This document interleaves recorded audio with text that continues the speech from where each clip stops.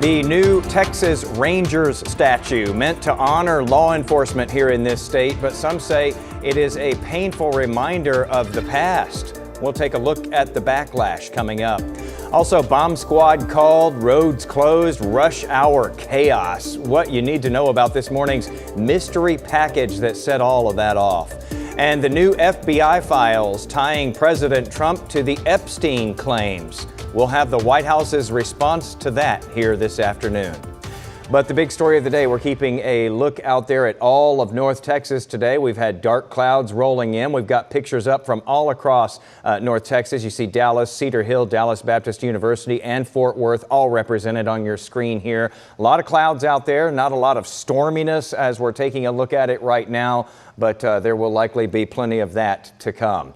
Jason Wheeler here starting off our 4 p.m. newscast with meteorologist Cassie Hyder here with us today. We're going to get down into that hour by hour what we should expect, Cassie. Yeah. I think we want to take a live shot from Richard Solomon, who is out on the roads keeping an eye on things for us right now. At last check, he was in Anna and headed north from there.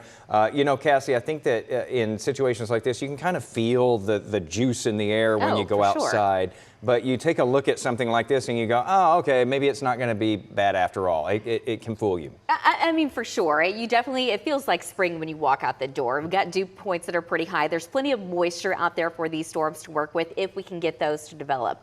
But right now we have a pretty strong cap in place, so that is keeping those storms from developing. However, we have had a few isolated showers, and we're going to continue to watch radar throughout the evening. Okay, so the good news right now is that cap is holding. And for people who are somewhat new to our area here, the cap is basically just what kind of keeps a lid on the atmosphere, keeps those thunderstorms from really building up and unloading. Yes, it's a warm layer of air aloft, and it's suppressing that storm development, but that's not necessarily going to be the case all evening long, but it is pretty strong right now. Not strong, though, over Oklahoma, and that is where we're currently seeing more severe storms. Okay, so your former neck of the woods where they're used to this just like we are. Yes, absolutely. And so we are here pretty lucky in North Texas so far, but nonetheless, we do have a tornado watch that has been issued for much of North Texas that does include the Metroplex, and that goes until 10 o'clock this evening because any storms that could develop later this evening will stand a very low threat that they could produce up to quarter-size hail, maybe some small hail, but also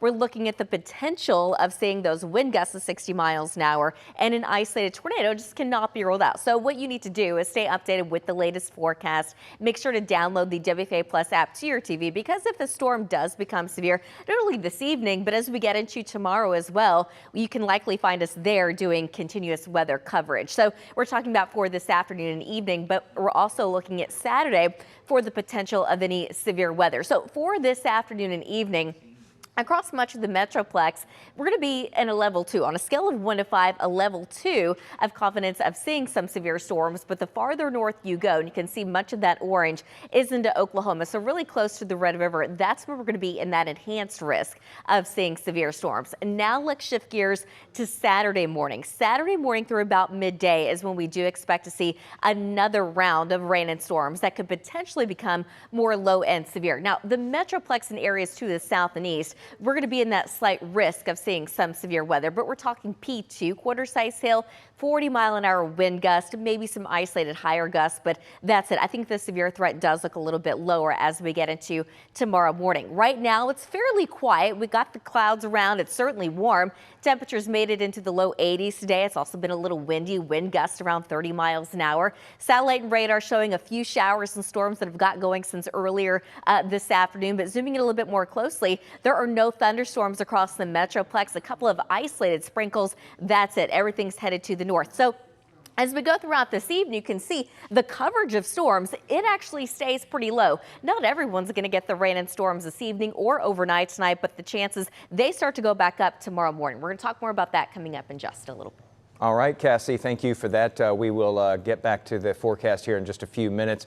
With all of this in mind, of course, you want to make sure you have our streaming app on your TV.